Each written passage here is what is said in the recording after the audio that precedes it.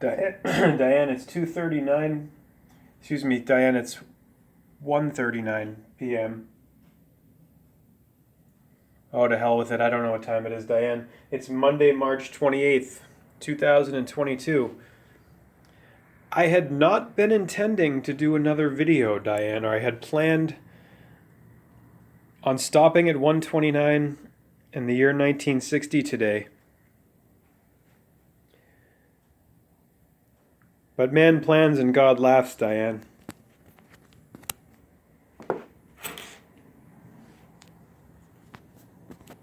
I had a hankering to get going in the 1950s.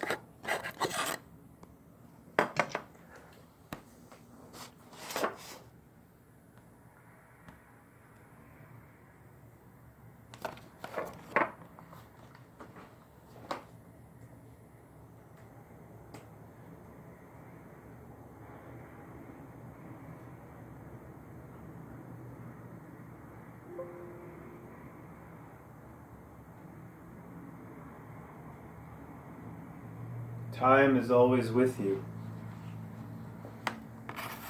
It never leaves you.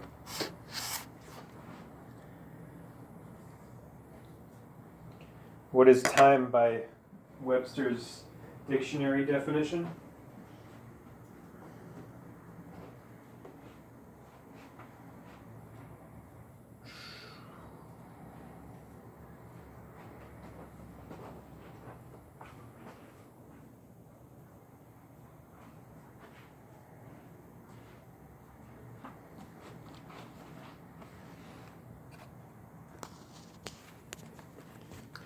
Biden announces billionaire minimum income tax on households worth more than $100 million. Wow, what an announcement. From the new boss, same as the old boss, and same as the old boss, and the old before that, and the one before that, and the one before that, going back to JFK, the last one who had integrity. As JFK by Oliver Stone shows. That was a coup d'etat on November 22nd, 1963. The United States presidency has never been the same. It's not recovered, and that was the whole idea. It was the beginning of an operation to systematically, step by step, by degrees, by stages, to delegitimize and disempower the White House, the executive branch, to delegitimize it with clowns in chief.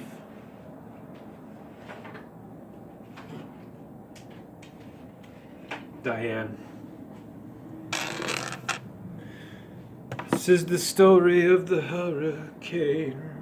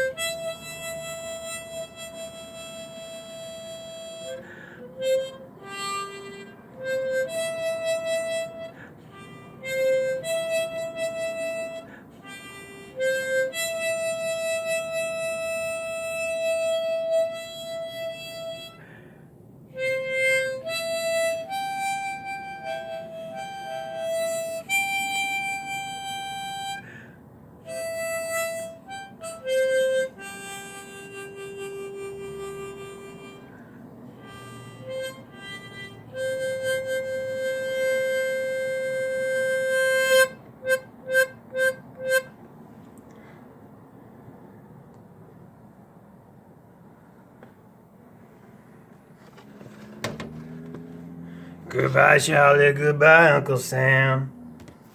Frankly, Mrs. Scholar, I don't give a damn. I'm Bob Dylan and I sound like this now. I'm a legend. Holy cow.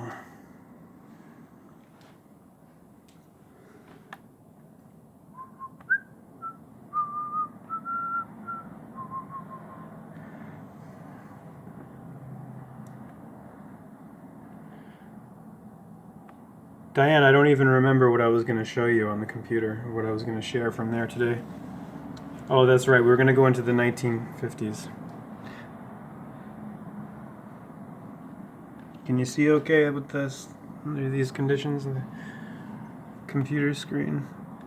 Well, I'm not going to keep the camera on the computer screen anyway for this.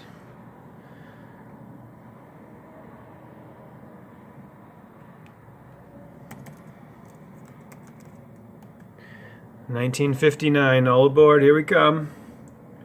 We've got a field trip coming up soon, probably Wednesday, to Walden Pond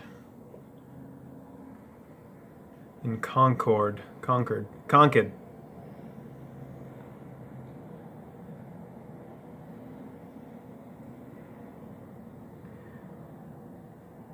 We were going to go to a word in the Webster's dictionary, weren't we? Well, before we go to 1959,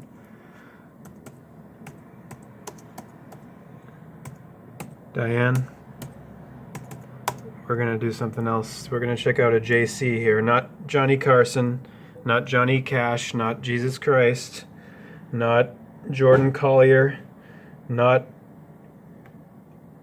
Jensen Clay, not John Carter, but Joseph Campbell.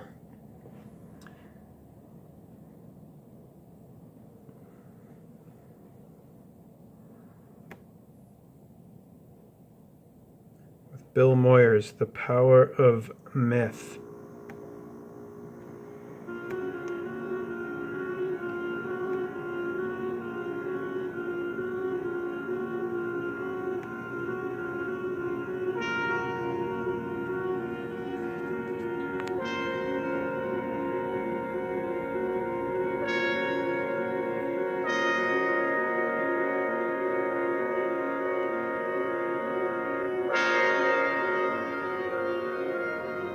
Genesis 1.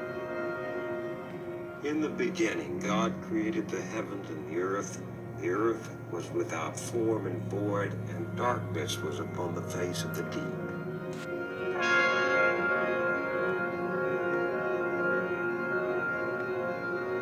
This is the song of the world from a legend of the Piedmont Indians. In the beginning, there was only darkness everywhere, darkness and water. And the darkness gathered thick in places, crowding together and then separating, crowding and separating.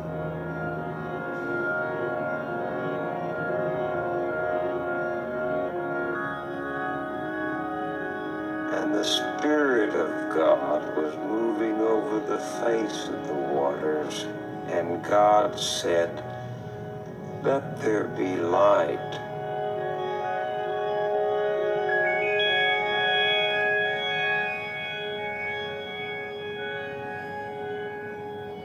This is from the Hindu Upanishad. In the beginning, there was only the great self reflected in the form of a person. Reflecting, it found nothing but itself. Then its first word was, "This am I."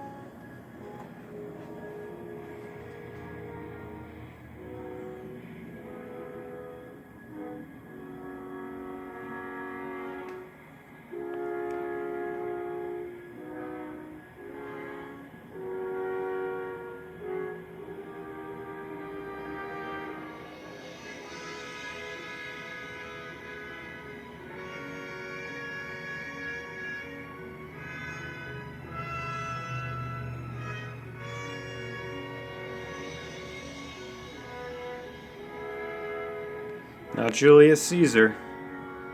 Joseph Campbell. Not Campbell's soup. When Joseph Campbell was a little boy, his father took him to the Museum of Natural History in New York, and he was transfixed by the totem poles and masks. Who made them, he wondered? What did they mean? He began to read everything he could about Indians, their myths and legends. By 10, he was into the pursuit that made him one of the world's leading scholars of mythology and one of the most exciting teachers of our time. It was said that he could make the bones of folklore and anthropology live. The driving idea of his life was to understand the power of the stories and legends of the human race, especially those common themes and deep principles which energized our imagination down through the ages. The jealous God of Abraham is not the God of the stories of India, who shows neither wrath nor mercy. But however the mystic traditions differ, Campbell said, they're in accord in this respect. They call men and women to a deeper awareness of the very act of living itself, and they guide us through trials and traumas from birth to death. Joseph Campbell once said to his students at Sarah Lawrence College, "If you really want to help this world, what you will have to teach is how to live in it." That's what he taught. Over the last 2 summers of his life, in hours of conversations recorded in the library of Lucasfilm in California, we talked about how mythology can still awaken a sense of awe, gratitude, and even rapture.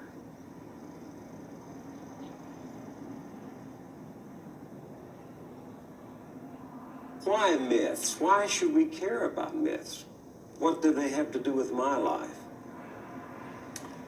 Well, my first answer would be, well, go on, live your life. It's a good life. You don't need this. I don't believe in being interested in subjects because they're said to be important and interesting. I believe in being caught by it somehow or other. But you may find that with a proper introduction, this subject will catch you. And so what can it do for you when it does catch you? These bits of information from ancient times, which have to do with the themes that have supported man's life, built civilizations, informed religions over the millennia, have to do with deep inner problems, inner mysteries, inner thresholds of passage.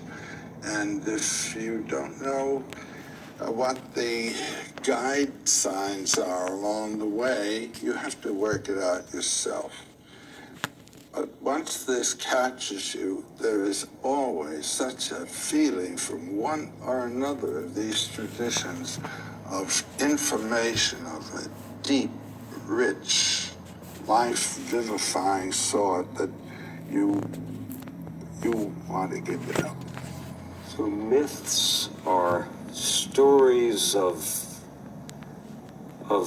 the search by men and women through the ages for meaning, for significance, to make life signify, to touch the eternal, to understand the mysterious, to find out who we are. people say that what we're all seeking is a meaning for life. I don't think that's what we're really seeking. I think what we're seeking is an experience of being alive, so that the life experiences that we have on the purely physical plane will have resonances within that are those of our own innermost being and reality. And so that we actually feel the rapture of being alive.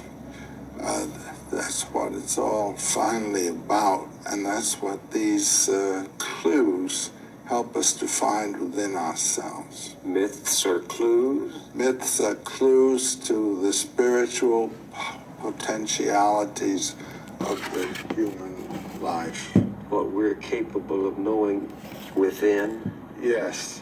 And experiencing within. Yes. I liked you changed the definition of the myth from the search for meaning to the experience of meaning. The experience. The experience of life. The experience of life. The mind has to do with meaning. In here, what's the meaning of a flower? That Zen story of the sermon of the Buddha, when his whole company was gathered and he simply lifted a flower. And there was only one man, Kashyapa, who gave him a sign with his eye that he understood what was said. What's the meaning of the universe? What's the meaning of a flea? It's just there. That's it. And your own meaning is that you're there. And we're so engaged in doing things to achieve purposes of outer value that we forget that the inner value, the rapture that is associated with being alive is what it's all about. Now, we want to think about God. God is a thought. God is a name. God is an idea. But its reference is to something that transcends all thinking. The ultimate mystery of being is beyond all categories of thought. My friend Heinrich Zimmer years ago used to say, the best things can't be told because they transcend thought. The second best are misunderstood because those are the thoughts that are supposed to refer to that which can't be thought about, you know? And one gets stuck with the thoughts. The third best are what we talk about, you see? And a myth is that field of reference, metaphors referring to what is absolutely transcendent. What can't be known. What can't be known. Or can't be named. Yes. Except in our own feeble attempt to clothe it in language. And the ultimate word in our language for that which is transcendent is God. Do you remember what went through your mind the first time you saw Michelangelo's creation?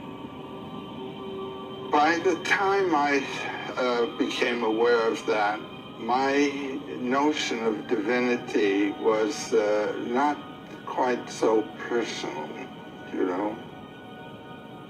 The idea of God, that he's a bearded old man of some kind with certain not very pleasant temperament. That is, I would say, a sort of materialistic way of talking about the transcendent. There's just the opposite of it, found on an island in the harbor of Bombay from around the 8th century. This is a wonderful cave.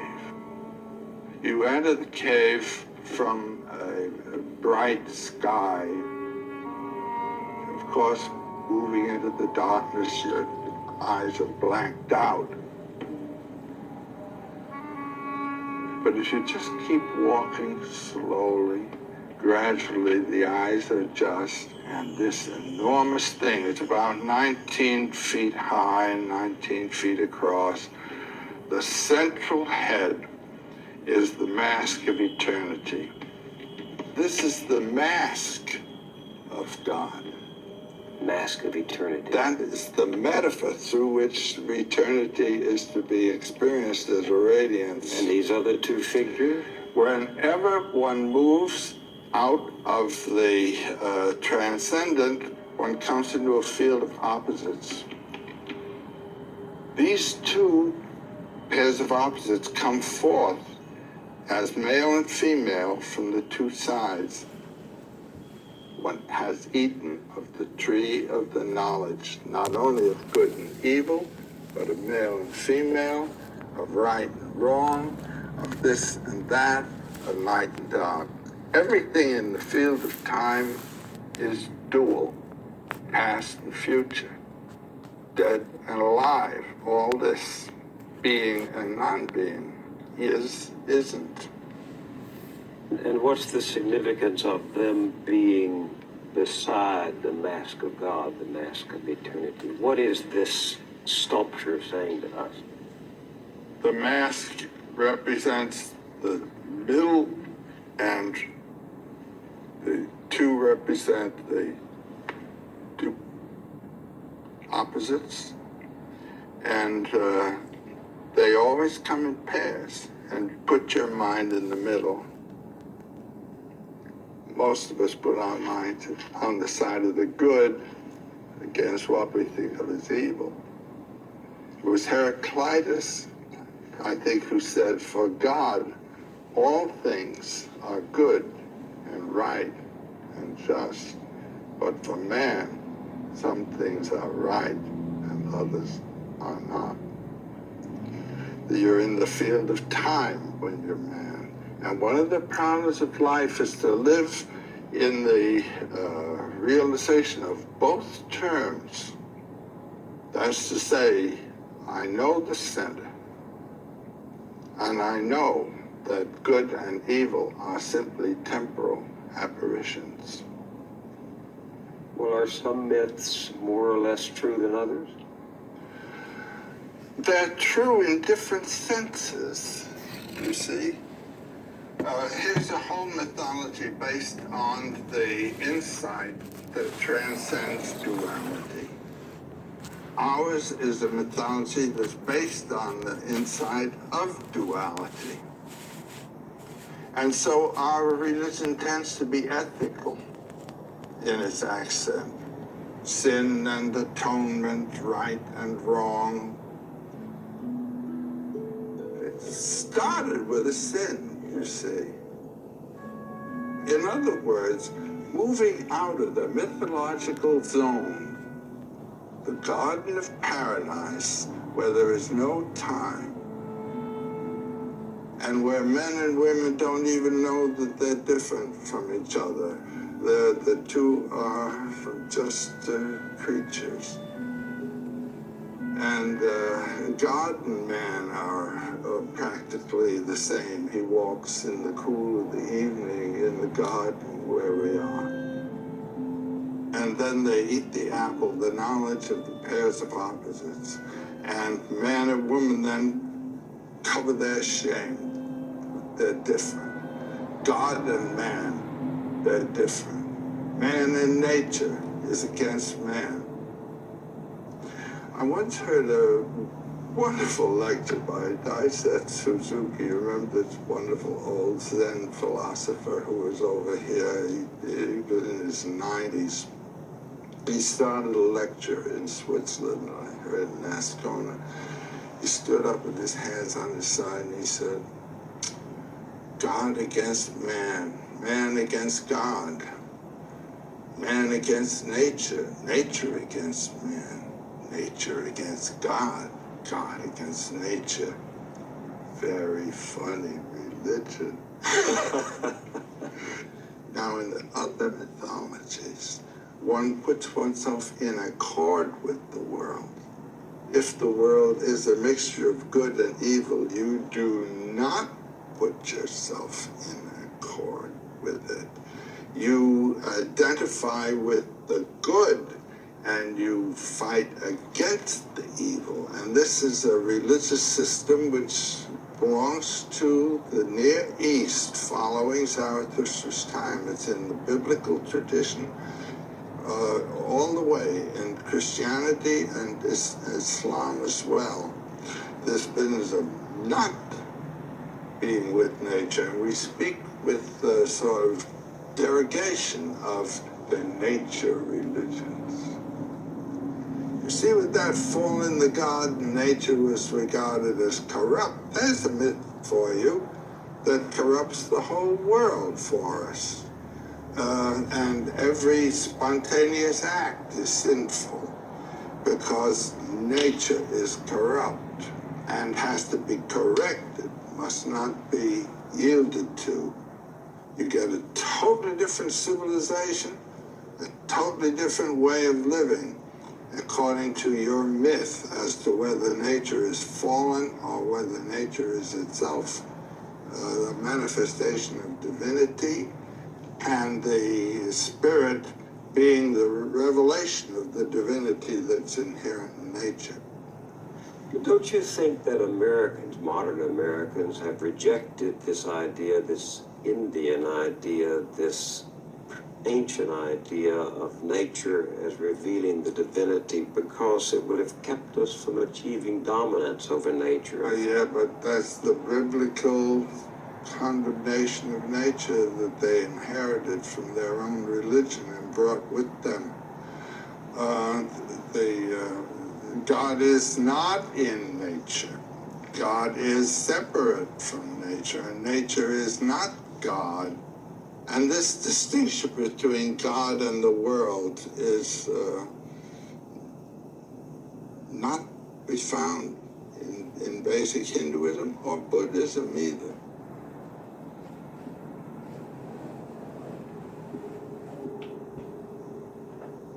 I'll never forget the experience I had when I was in Japan. To be in a place that never heard of the fall in the Garden of Eden. To be in a place where I can read in one of the Shinto texts, the processes of nature cannot be evil. When every impulse, every natural impulse is not to be corrected, but to be sublimated, to be beautified.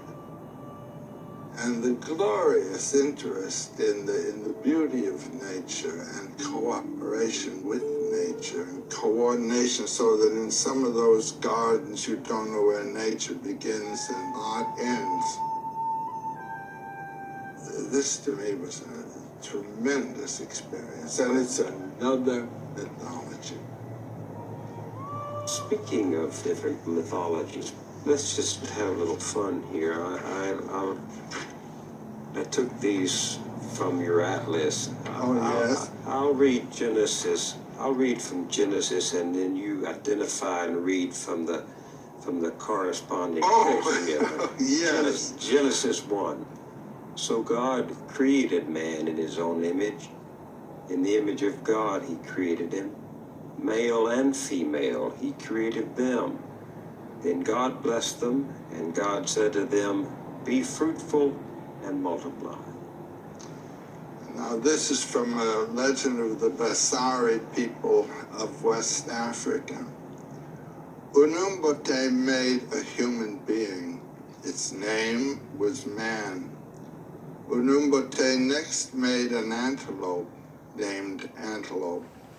Unumbote made a snake named Snake. And Unumbote said to them, the earth has not yet been pounded.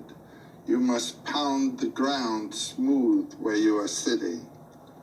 Unumbote gave them seeds of all kinds and said, go plant these. In Genesis 1, and God saw everything that he had made, and behold, it was very good. And from the Upanishad, then he realized I indeed am this creation, for I have poured it forth from myself.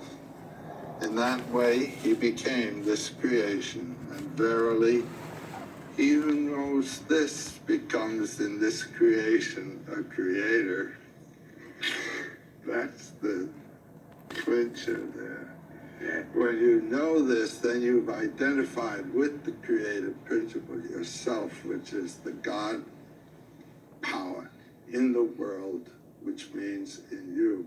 It's beautiful. What do you think we're looking for when we subscribe to one of these theories of creation, one of these stories of creation? What are we looking for? Well, I think what we're looking for is a way of experiencing the world in which we are living